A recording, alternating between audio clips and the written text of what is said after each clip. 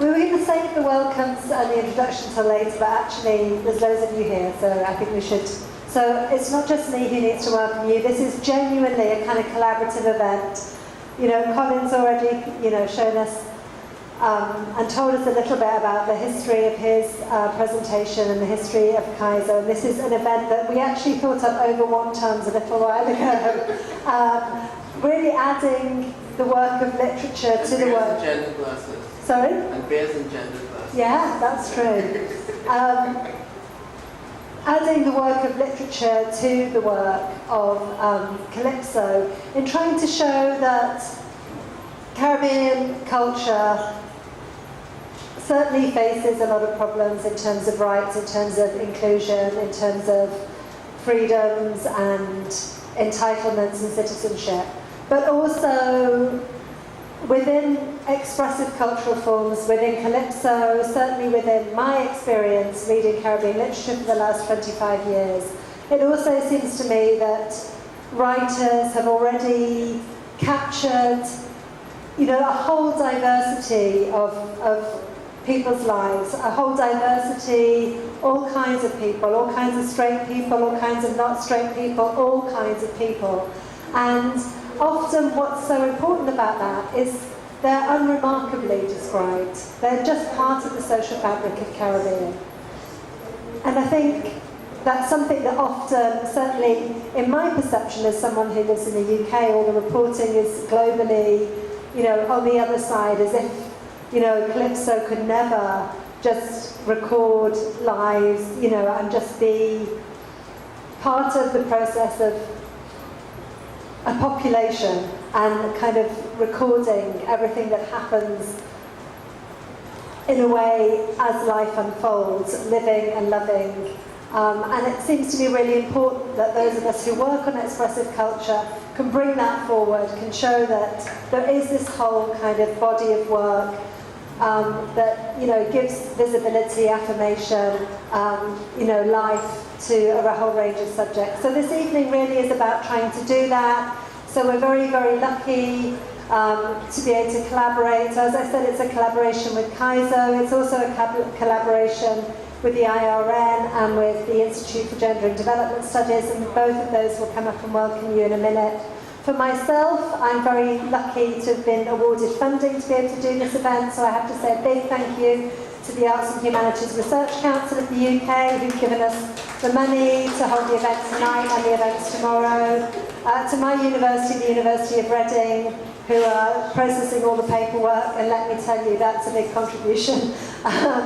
And so I'm going to hand over now to Crystal, who I think is going to say a welcome on behalf of the Institute of Gender and Development Studies at UA. Thank you.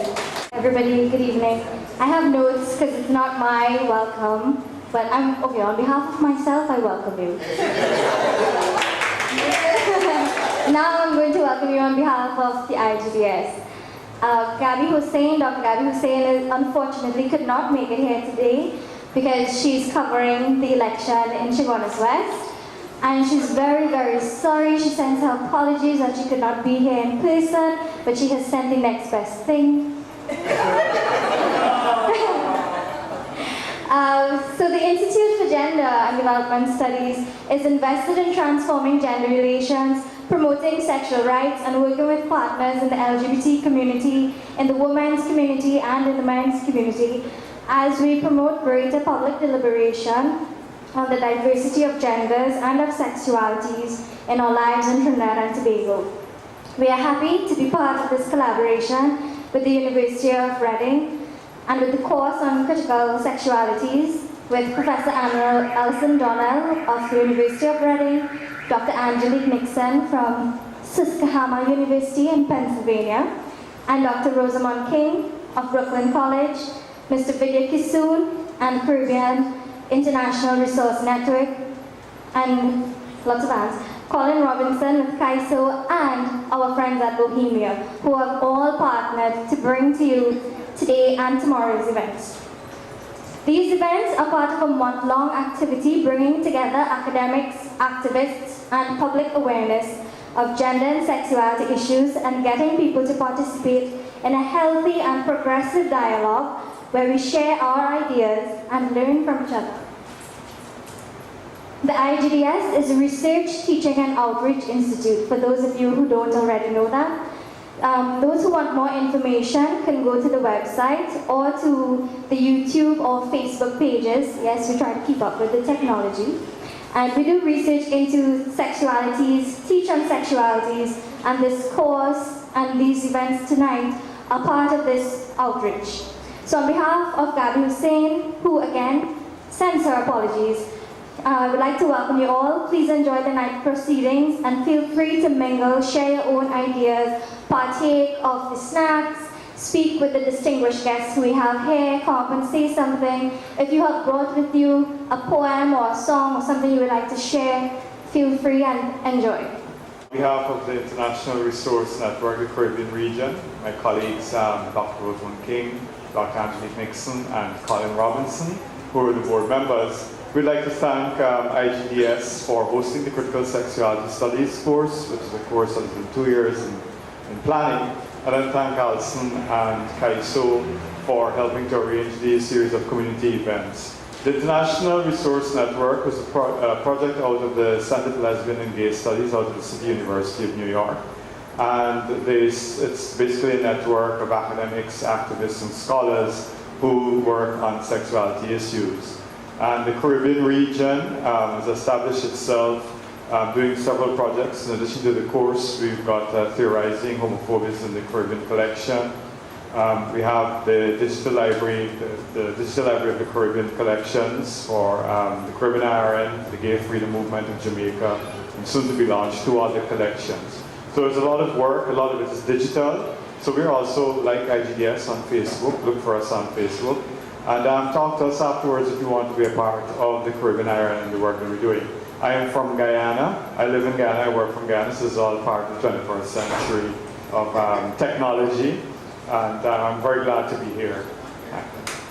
So we're going to intersperse the music and the writing. And I just thought that it might be worth me saying again that in relation to Trinidad at least, there are some really important writers who've been writing to kind of humanize sexual diversity, and I'm sure that we all think of Dion Brand as one of those important writers, and going back really to her 1996 novel In Another Place Not Here, which explores the kind of interlacing of erotic and revolutionary desire.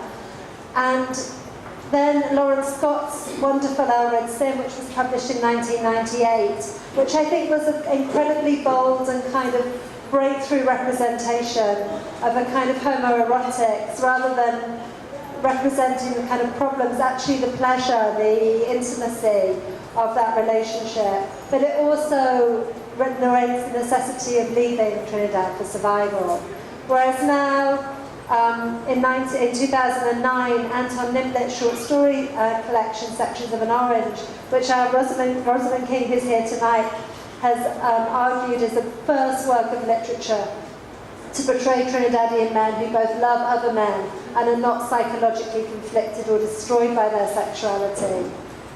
And then also published around that time in 2008, Shani Mutu's most recent novel, Valmiki's Daughter, I think offers a kind of wonderfully inclusive portrait of sexual lives in Trinidad that queers heterosexuality and brings a really kind of queerized continuum of feelings and behaviours into view. So I'm really happy that we're going to be able to share some of those works with you at the event tonight. As people have already said, this is one of 3 events. So tomorrow morning, here back at 10 o'clock in the morning, we have a more kind of formal workshop for people to share thoughts, writings, actions, and if you'd like to come and join us for that, that would be wonderful. And then tomorrow night from 4 o'clock, we have a kind of mural project at Bohemia. So again, everyone's welcome. Really happy to be here. I just want to say my thank yous to my partners, obviously, as I've said, to the IGDS, to the International Resource Network, to Kaizo, but also very specifically to Crystal, without whom this event literally wouldn't have happened.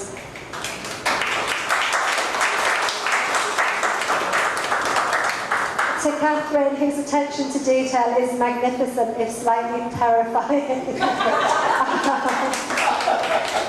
And to the students from the Critical Sexualities course. It's really wonderful to see you here, and thanks very much for coming. And to everybody else who's come, who I don't know by name, thank you too.